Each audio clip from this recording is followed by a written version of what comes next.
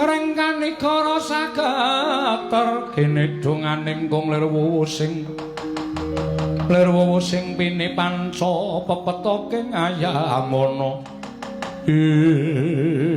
ya jagat mangstung karo wayah loro jagat.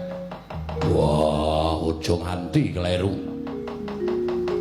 Aja nganti aku mbelani Kresna ingkang dudu saknyatane. Dimas, waspadakno, iki pun Kakang. Yo. Aku ngerti. Iki sapa wani madha rupa kelawan aku? Aja ngawu gawar ngawur. Kowe menungso ingkang epeh gedhamu. Teka kowe Membanata Ndarawati. Kowe nyidra pustaka Jamus Klima Sata nganti gawe geger kana negara Ngamarta. Ayo. Aja mati tanpa aran. Kowe ngaku kowe sapa? Nata Ndarawati Prabu Sri Bathara Kresna. Aku Nata Ndarawati, aku ingkang gadhampar keprabaning Dwaraka. Aja ngawu gawar ngawur. Kowe aja ngaku Ratu Ndarawati. Werkudara iki menungsane sing nyolong pustaka Jamus Klima Sata.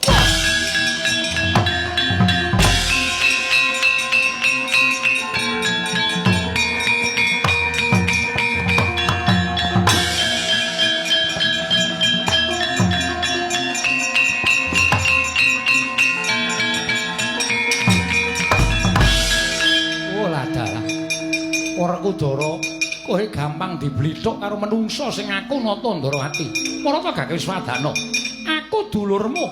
Aku kadang wing Ndarawati. Wah, rasaku kan cerewet.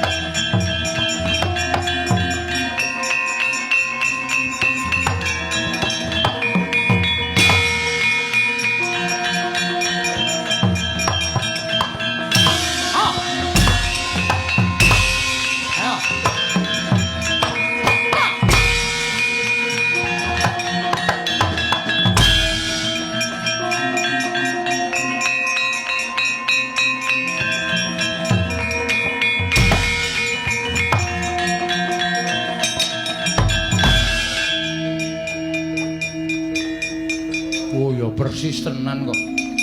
Gong, iki apa sing nyolong pustaka Jamus Klima Sata? Wah, iki sing nyolong dompetku. Wus. Ora ngerti karo kowe sapa kok nyolong. Wah, kenane palsu iki. Karo aku kok ora tepung. Padahal aku ki wong sapa wae ngerti ro Bagong kok dadi ora tepung karo aku. Kowe kere-kere ora minggat pateni. Wah.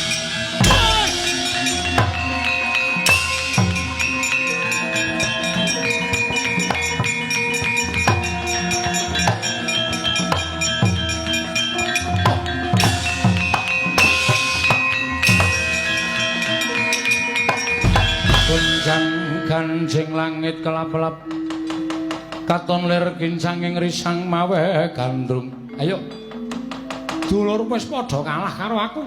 Ora ana ingkang mangga puliya.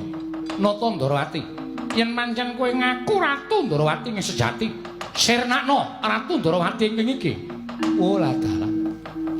Pancen wong iki nek lagi winong wong ora iso dipidak wewayangane. Selagine adikku Arjuna lan Werkudara padha mundur wedi karo Nata Ndarawati. Apa rumangsamu aku wedi karo kowe? Ungalno dadamu tiban tanganku ora tinjung akhirat. Aja duntang Nata Ndarawati iki maju leganing atiku.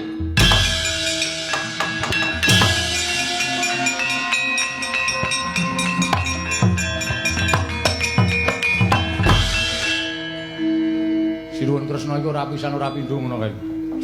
Tantangan rame-rame kok mati dening aku. Kulepak lunga. Jebul Sinuwun Ndarawati iki pancen rawani perang tenan. Iki sapa ta iki? Lho. Sampeyan kok ora tepung kalih kula? Kula niku sesuk mirokke jarik sampeyan. Kok ora tepung kalih kula niku pripun? Lho, iki Petruk. Ah, kene ora.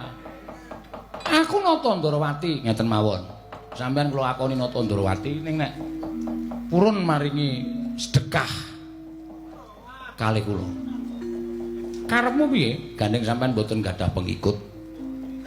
Ndara Janaka, Ndara Werkudara kabeh do percaya nek Sri Ndarawati sing nika sing asli, kula nderek sampeyan ning sampeyan bayar kula per jam 60.000. Mengene ajeng napa-napa tambah. Nggih. Kowe iki pemandu apa piye? Per jam kok semono. Wong jeneng wong arep ngladeni kok. Kowe le nawake kok sak penake dhewe. Ora gelem ya wis, ora arep ngaku Nata Ndarawati lho.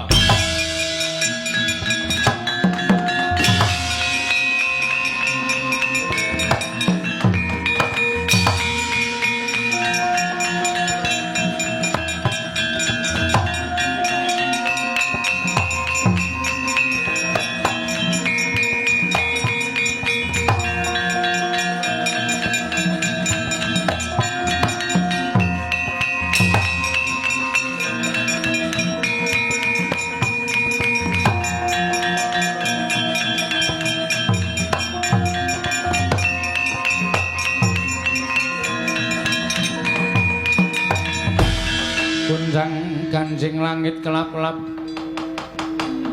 lir kincanging risang mawe gandrum lho suwe ning aku mlayu saka ing Mahabharatan nasak telenging Wanawasa iki ana pandhita wangune pandhita ing mapan ana ing telenging alas iki sapa ditepungake wae aku Brahmana Kleyang ngabur kangenan mendung kebaratan ing ngendi tibane ya kono papan dunungku. Aku Begawan Dewa Kusuma. Begawan Dewa Kusuma. Ya. Panjenengan sapa sinuwun? Takon karo aku Nata Ndarawati Prabu Sri Bathara Kresna. Prabu Sri Bathara Kresna. Iya, dasar para nyata. Sing mburi sapa? Lho, aku ora nggawa kanca. Iku aku nusul. Petruk ki mbok yo nganggo swara tuk apa piye? Kok tanpa nganggo iringan babar blas yang batur ya. Nganggo iringan iki Nalendra Satriya nganggo iringan. Ming kula men kere kok nganggo iringan. Kere niku iringane anggere gamelane mandeg terus mlumpat panggung jukuki dos-dos niku. Kaya wingi ya, Truk. Oke tenan kerene. Nganti diitung ora. Sak penake ora. Kersane apa sinuwun? Karepku aku golek Pintasraya. Lho, Pintasraya piye? Aku kuwi duwe mungsuh. Wujude Nalendra jebles kaya aku tanpa beda. Ora genggang sarikma. Nanging menungsa kuwi ngaku Nata Ndarawati ing Nyidra Pustaka Jamus Miang Jimat kelima sada.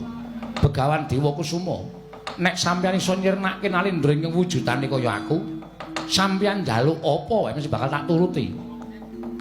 Sinuwun, kepasang Yogya katujuh ngene.